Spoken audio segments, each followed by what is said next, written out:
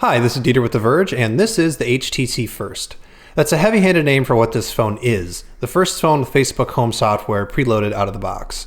Facebook integration will actually run on a lot of different phones, but on the First it has deeper integration and more explicit Facebook branding.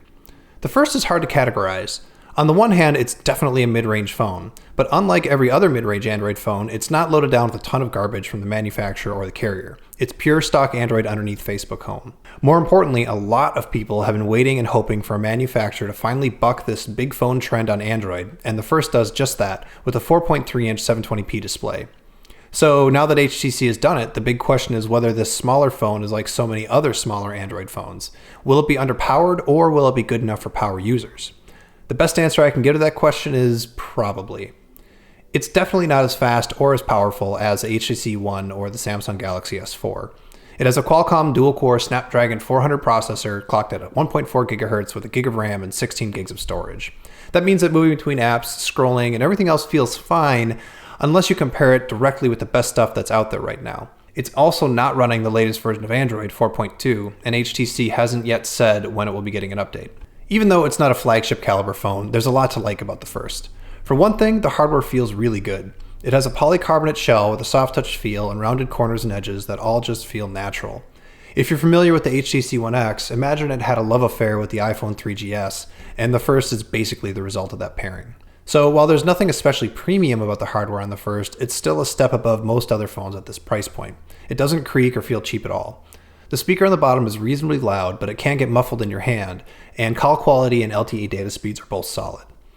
The 4.3-inch 720p LCD screen is especially good, which is something we've actually come to expect from HTC. It has great viewing angles and well-tuned color saturation. There are 3 soft buttons, back, home, and menu, just as there should be, and since there's no S-Voice or blink feed or whatever, everything just works as you'd expect.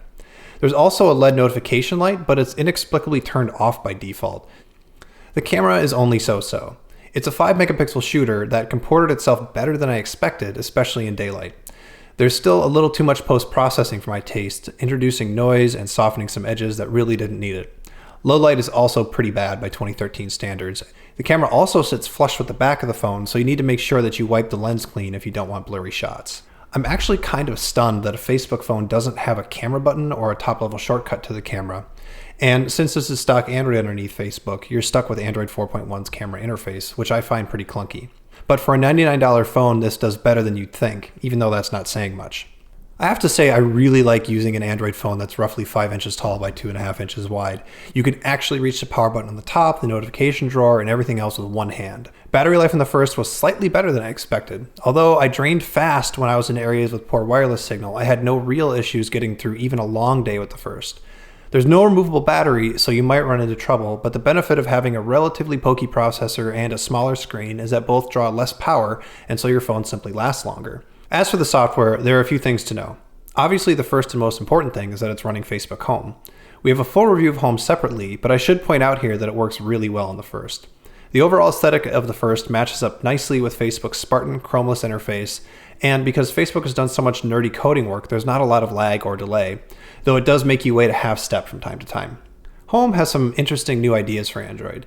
It merges your lock screen and home screen and gives you persistent little chat heads for your ongoing SMS and Messenger conversations. You can swipe through your news feed, like stuff, and even look at your apps even if you have a PIN code enabled.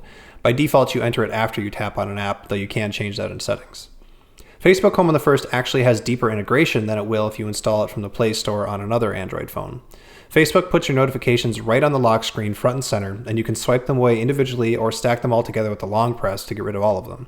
On the First, you get all of your notifications, not just your Messenger alerts, which is pretty neat.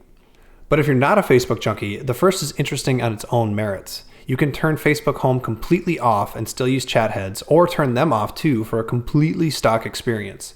There are only 2 pieces of AT&T software on this phone that I can find: visual voicemail and those little bits that make it automatically connect to AT&T Wi-Fi hotspots. Both can be turned off. That means you have a small and completely cruft-free Android experience. It's not as fast as the Nexus 4, and it doesn't have the latest version of Android, but it does have LTE, and for me, those are both trade-offs that might be worth it. So who should buy the HTC First? I think a lot of people, actually. If you want the best Facebook experience you can get on a phone, the First really does live up to that promise, despite the fact that Facebook Home feels a little bit like beta software. If you're looking for stock Android with LTE and don't mind the trade-offs on speed and camera, it's basically a no-brainer. Most of all, if you're looking for an Android phone that you can actually use with one hand, the First deserves a long look. I don't know if I'll be switching to the First, but I do hope that it does well enough to prove to HTC, Samsung, and everybody else that there's a real market for phones that aren't designed for giants and with stock Android. The First is great, but hopefully the second will do away with the compromises everybody seems to make on smaller phones.